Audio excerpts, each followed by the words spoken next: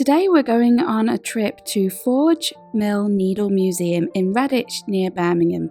This is a fantastic museum that really does have so much in it, all about the history of needles. If you're going to Festival of Quilts this year, it's only about 26 minutes drive from the NEC, so I really recommend trying to tag on a trip to Forge Mill Needle Museum if you can. And there are some things to do with fishing, hooks and darts and record players, so if you have a husband with you, he might be interested in seeing that too.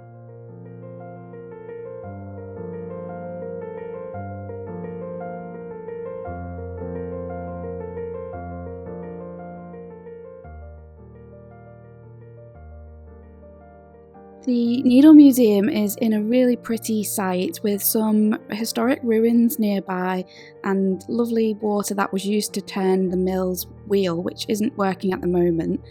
And it's just a really pretty place. There's a cafe, there's a gift shop, so lots to do. It really is a museum of two halves, opened by Her Majesty the Queen in 1983, and the first section of the museum shows you all of the historic needles and packaging and needle cases. It's fascinating, and the second part of the museum focuses on manufacturing.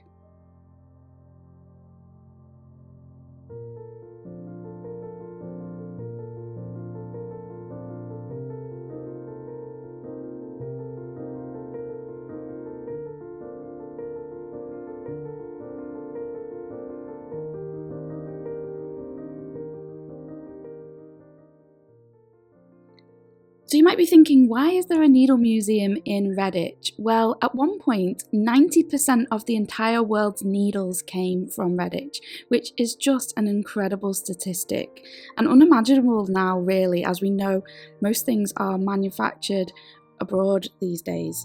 But really was the hub of needle making, and that was down to a few things, really. There were manufacturers like Abel and Morale and Henry Millward who developed new needle making techniques, which we'll see later on, and that really did pave the way for this industry to grow. And yeah, it's just incredible to think that many needles were produced at one time just in this part of England.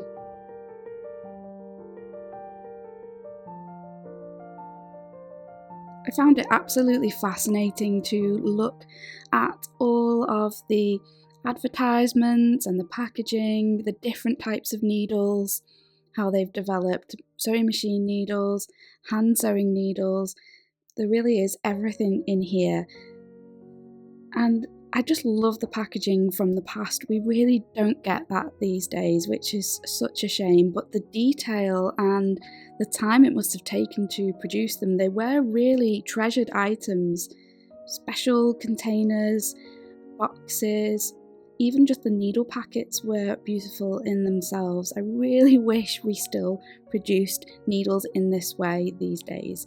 Of course, these days, John James needles and Millward needles are still produced in this area of the UK, but as you'll see later when I show you what I bought, the packaging just really isn't the same as it used to be.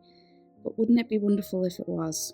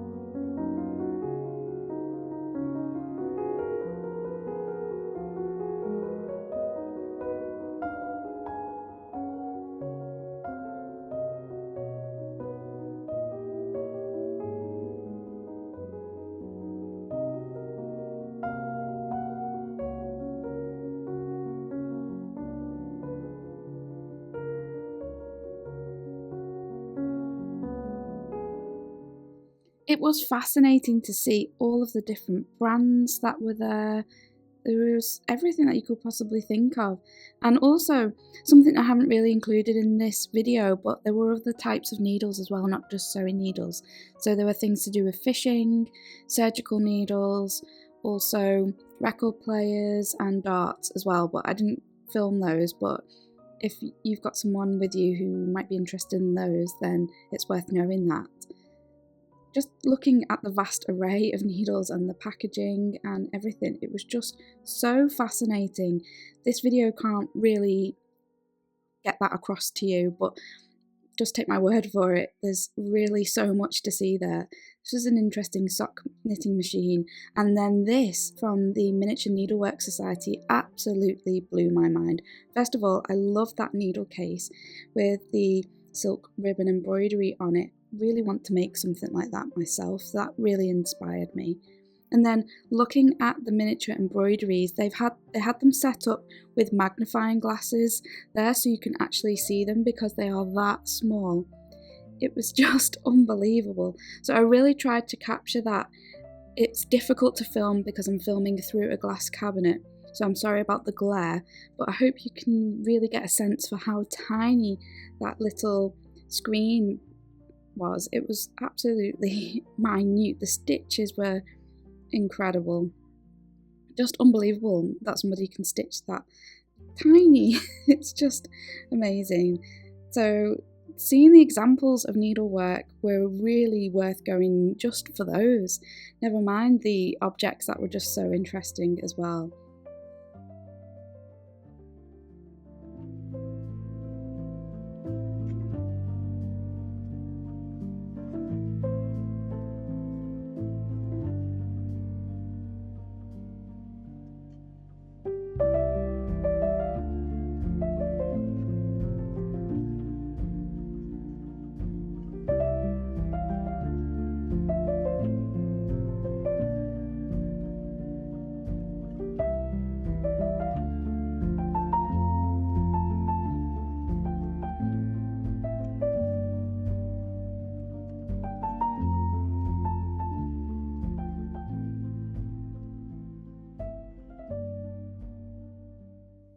So before we carry on, I would just like to take a moment to thank the sponsor of today's video, and that is Skillshare. I've really been trying hard this year to build a daily art practice, so just doing a little bit of something every single day to really help to improve my skills.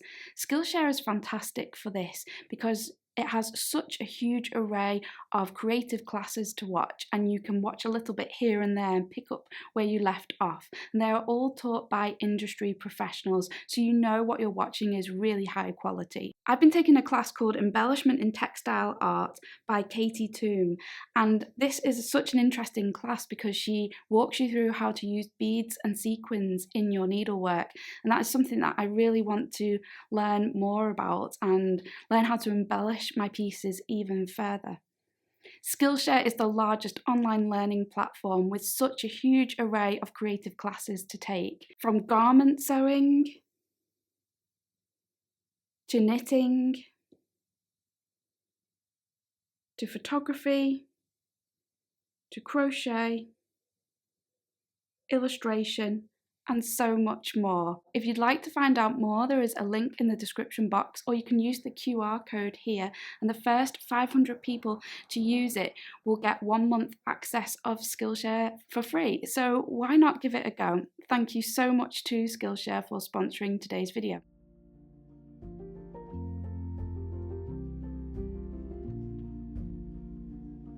I love these Victorian needle boxes, and I'm definitely going to make one day. I'm interested in making boxes, and yeah, I really love these that they fold up and fasten with a lid, but then when you take the lid off, it opens right out, and I love how you store the needles in them. So yeah, that's definitely another thing on my making bucket list.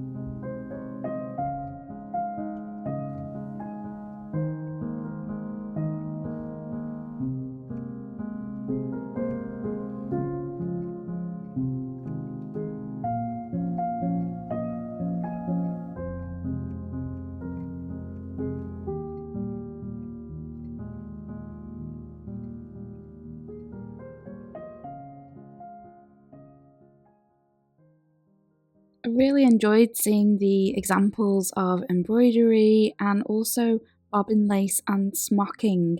I'm really interested in all types of needlework, really, and I've been trying a bit of lace, not bobbin lace, but a different type recently, and smocking is definitely on my bucket list. So seeing these things in the museum really did inspire me to have a go sometime, maybe start to learn new techniques. I am really interested in any type of needlework, really. So I really love that they had these on display. The history behind the needles and how long that they've been produced there is just incredible. And yeah, just so many different packages and boxes to see. It's fascinating.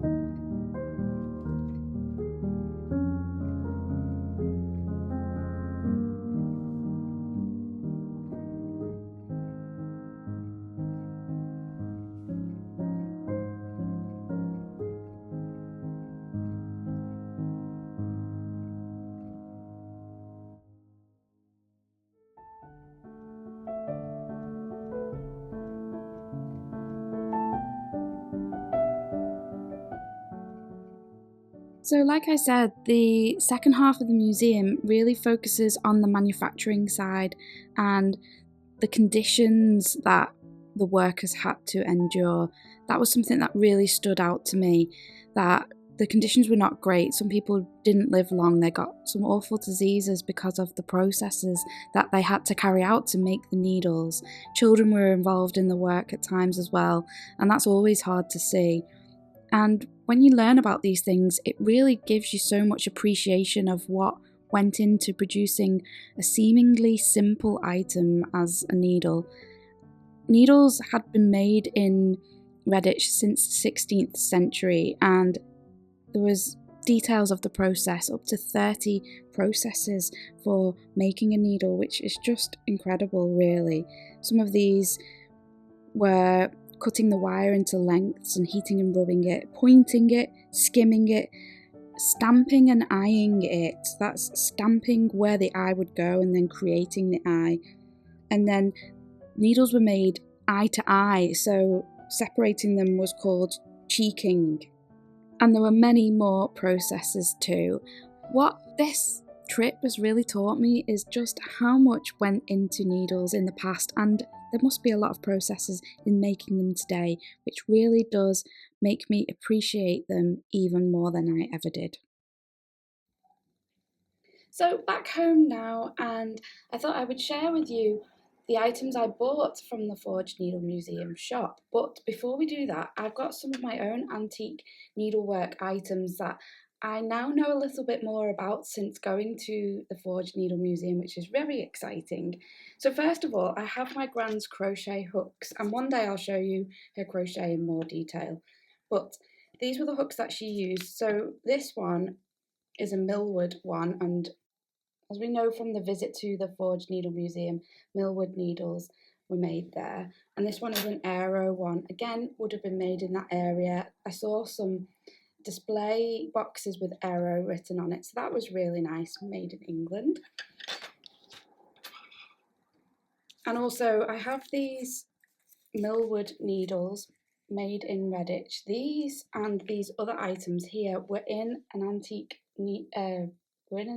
sewing box that I bought last year. Well, my husband bought it for me for a present, and I didn't really know how old these items would be, but I wasn't sure, but now I know a little bit more about them because of going to the Forged Needle Museum. So this one's very interesting because it says Goodman's Prize Medal Needles, Exhibition 1851. So these are very, very old and in absolutely amazing condition. And when you look inside, there are still some of the needles left, 3 needles left in there. I don't want to mess with it too much because they're in fantastic condition. So yeah, that's a really lovely needle packet that I have. The next one is this little box. Now I don't know what the picture is of.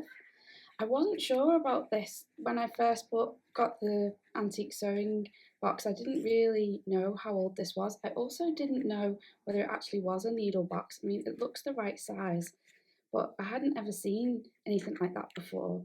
And it comes with a little packet inside it. Now, I don't know if this was originally inside this box. These are Horton's newly invented egg eye needles, number 8, makers to Her Majesty.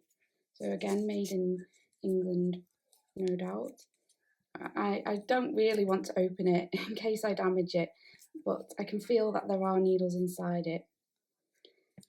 But like I said, I wasn't sure about the box, but after having gone to the Forged Needle Museum, I saw many boxes like this, so I know that it was needle packaging. So whether this belonged in this, I don't know, but it's very lovely to have. And then Flora MacDonald, I didn't know who Flora MacDonald was, and I had this needle book. So I saw a lot of Flora MacDonald needles. They were made by Abel Morales. This is not in great condition inside. You can see that there's a lot of rusting and things kind of falling to pieces. It's quite fragile. But I love how the needles have been organised. So the embroidery needles, the straw embroidery, rug and chenille needles, all labelled. Got some safety pins in there too. I would guess this is from probably about the 1950s, but I could be wrong. The leather is in nice condition though. So that's just a few of the items that I already owned and now I know a little bit more about after going to the museum. So what did I buy then? Well, I bought a selection of things really. So nowadays, John James needles are made nearby, and I bought some quilting needles. It says these are gold plated. They're modern needles, gold plated. So I thought it'd be really interesting to try those out and see how smooth they are. I also bought their size 10, but I also got some size 12s, which are tiny. And these ones, the packet just says gold. So I don't know whether they're solid gold. They weren't particularly expensive or anything. Or whether they should just be gold plated like the other ones. Hard to tell. But I've got those. Also bought some silk ribbon embroidery needles, a huge selection in this pack. Silk ribbon embroidery is something that I've dabbled in here and there, but I've been doing a lot of it recently actually. So it's nice to have a selection of needles for that. I haven't used them yet, but because I've got a kit that I'm working on and it has a needle in it. But there's a real big selection there. And it tells you on the back what each of the needles is for. So we've got them for ribbon, tapestry, embroidery, smocking, and quilting. There's everything in that pack. 25 different needles, so that's nice to have. I also bought some tapestry needles just because I needed them. I seem to lose tapestry needles, so for weaving in ends for my crochet, and also I do a bit of tapestry long stitch kits that are just very simple to do. Something that I find very soothing, so I needed some needles for that. And then they have this pack, which is a commemorative pack, 1730 to 1958, and I just got it because it's got the Forge Mill Redditch on it, and yeah, it's just a nice special collection of needles there. And then they also sold some vintage or antique needles, so I just got these 2 packs. This one, this Millwoods one, is very similar to the pack I already had of the Sharps, but it's in Spanish, which is quite cool. Fabricación Inglesa, so it does say that they were made in England, but even though the packaging is Spanish, so I just thought that was unusual. And I bought these Hall's Elephant brand needles, rust resisting sharps. I've never seen these before and I don't know anything about them really, but again, made in England, and they just looked really nice actually, and they do have a bit of rust on them though. You can see there actually is some rust on that, on a couple of those needles there and there. So perhaps they are rust resisting, but maybe not for the length of time that they have been around. So yeah, the other thing that I bought was in this little box, and it is a leather needle case, and it has Forge Needle Museum on the back and a picture of it there on the front, and it has some felt pages in it. So I just got this just as a souvenir really from the Needle Museum. It's nicely made, it wasn't expensive, and yeah, it's just really nice to have something to remember that trip by. So I hope you've enjoyed seeing everything to do with the Needle Museum, and I hope that if you get the chance that you can go and enjoy it as well. Thank you so much for watching, and I'll see you very soon in the next video. Take care. Bye bye.